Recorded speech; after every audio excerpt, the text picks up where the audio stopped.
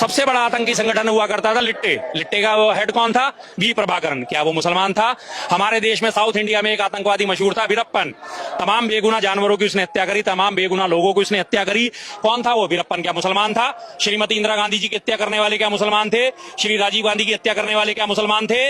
नासिर जुनैद को जिंदा जलाने वाले क्या मुसलमान थे? नहीं थे ना। अयोध्या में श्री राम मंदिर को और योगी जी को बम से उड़ाने की धमकी देने वाले तीनों लड़के थे, जिन्होंने मुस्लिम नाम रख के जो है ईमेल करी थी कि हम बम से उड़ा देंगे। वो हिंदू निकले। राजस्थान में तेजाजी मंदिर को जो है हाथ तोड़ के मूर्ति का खंडित करके और उसके बाद दंगा फैलाने की कोशिश करने वाला व्यक्ति कौन निकला? हिंदू निकला या नहीं निकला? निकला या नहीं निकला?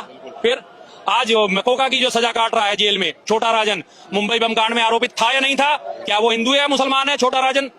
आज है ना, कोटा के अंदर में एक्ट है ना।